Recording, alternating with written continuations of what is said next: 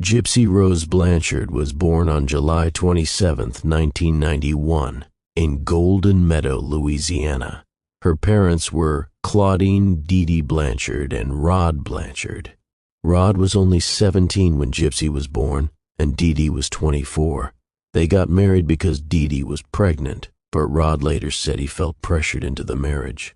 He left Dee Dee when Gypsy was still an infant, though he remained in her life, sending her gifts and child support regularly. Dee Dee, however, often kept Rod at arm's length and twisted the narrative so that it seemed he had abandoned them. From very early in Gypsy's life, Dee Dee began claiming her daughter had a range of serious health issues. She said Gypsy had sleep apnea when she was just 3 months old. Over the years, the list of supposed conditions grew to include leukemia, muscular dystrophy, epilepsy, asthma, severe allergies, vision and hearing impairments, and developmental disabilities. Dee Dee told doctors and everyone around her that Gypsy had the mental capacity of a 7-year-old due to an unspecified chromosomal disorder. She said Gypsy was wheelchair-bound and fed through a feeding tube. All of this was false or exaggerated. Dee Dee used these claims to manipulate medical professionals and keep Gypsy under strict control. She moved frequently to escape suspicion when inconsistencies in Gypsy's medical records were noticed. Dee Dee would sometimes bring in forged documents or simply lie about previous diagnoses. She took Gypsy to countless doctors, often switching physicians if any questioned the diagnoses. Some doctors, like Dr. Bernardo Flasterstein, suspected Munchausen syndrome by proxy, a form of abuse where a caregiver fabricates or induces illness in someone under their care, but no reports were formally filed, likely due to Dee Dee's convincing nature and threats of legal retaliation. Gypsy underwent many unnecessary procedures, including multiple surgeries to place and replace feeding tubes, the removal of her salivary glands, which caused her teeth to rot and fall out, and the use of strong medications like anti-seizure drugs that caused drowsiness and cognitive dulling. Dee Dee insisted that Gypsy needed to use a wheelchair, even though she could walk, and often carried her in public to keep up the charade.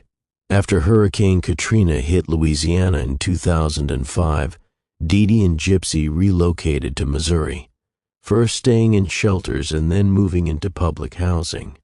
In Springfield, Missouri, they received a home built by Habitat for Humanity. The small pink house was custom-made to accommodate Gypsy's supposed disabilities. Charities provided trips to Disney World, backstage passes to concerts, free flights, and front-row seats at parades. The community rallied behind Dee Dee as a saintly single mother caring for her terminally ill daughter. Local newspapers and TV stations featured their story. Dee Dee also manipulated the legal system to maintain control over Gypsy. She claimed Gypsy had no formal ID, kept her birth certificate hidden, and lied about her age, shaving years off Gypsy's actual age to preserve the illusion that she was still a child. In reality, by the time Gypsy was a teenager, she was already showing signs of independence and suspicion. She had internet access, albeit limited, and began secretly researching her own conditions. She realized she could walk, and that many of her symptoms didn't match the illnesses her mother claimed she had. In 2012, Gypsy met Nicholas Godejohn online through a Christian dating site. He was around her age and lived in Wisconsin.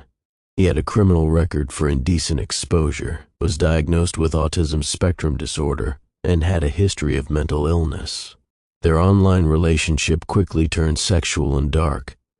They role-played fantasies involving BDSM, with Godejohn adopting multiple personalities, one of which he claimed was a 500-year-old vampire.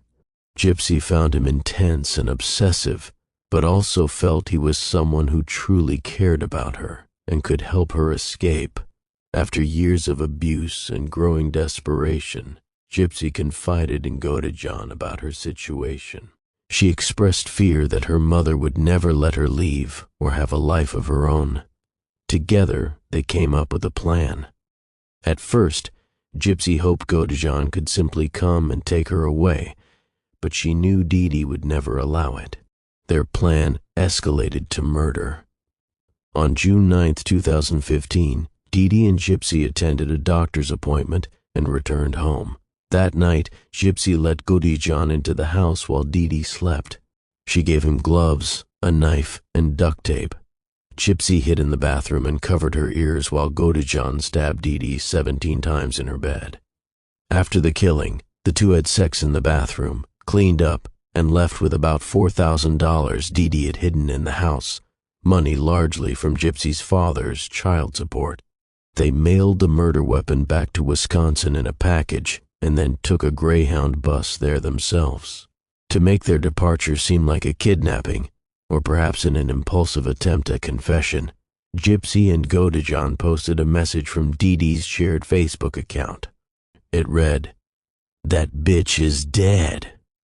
This vulgar and shocking post caused immediate concern. Friends and neighbors called police, and authorities entered the home to find Dee Dee's body lying in her bed, face down in a pool of blood. Gypsy was missing, and panic spread as the community feared she had been abducted. Police traced the IP address of the Facebook post to Godejohn's home in Big Bend, Wisconsin. When they arrived, they found Gypsy healthy and walking unassisted. It was the first time the public and law enforcement realized she was not actually sick. The entire narrative Dee Dee had built crumbled. Investigators were stunned by the depth of the lies, and media coverage exploded. Gypsy and Godejohn were extradited to Missouri. Gypsy told police everything, including the years of abuse and how she had tried to leave before, once even attending a sci-fi convention in a wig without her mother's knowledge, only to be dragged back by Dee Dee, who then smashed her laptop and chained her to a bed. Prosecutors realized that Gypsy had lived in extreme psychological and physical control, and that she believed she had no other escape. While she had helped plan the murder, she hadn't physically carried it out. In July 2016, Gypsy accepted a plea deal. She pleaded guilty to second-degree murder and was sentenced to 10 years in prison. She would be eligible for parole after serving 85% of her sentence. Many considered the sentence lenient given the circumstances. Meanwhile, Nicholas Godejohn was charged with first-degree murder. He went to trial in 2018. His defense argued diminished capacity due to autism and mental illness, but prosecutors presented clear evidence of planning, travel, and communication between the two. He was convicted and sentenced to life in prison without parole. Gypsy was incarcerated at Chillicothe Correctional Center in Missouri. Over time, she adjusted to prison life and began receiving regular visits from her father and stepmother. She earned her GED while inside and took classes on trauma, abuse, and domestic violence. In interviews, she expressed remorse for her part in her mother's death, but also said she felt freer in prison than she ever had at home. She became something of a pop culture figure, with intense debate over whether she was a victim, a murderer, or both. In 2017, the HBO documentary Mommy Dead and Dearest examined the case with raw interviews and medical documents. In 2019, Hulu released The Act, a dramatized version of events, with Joey King as Gypsy and Patricia Arquette as Dee Dee. Arquette won an Emmy for her performance. The show renewed public fascination and shifted more sympathy toward Gypsy. On December 28, 2023, Gypsy Rose Blanchard was released from prison after serving 85% of her sentence. Her release was widely covered in the media. She was 32 years old and had served over 8 years.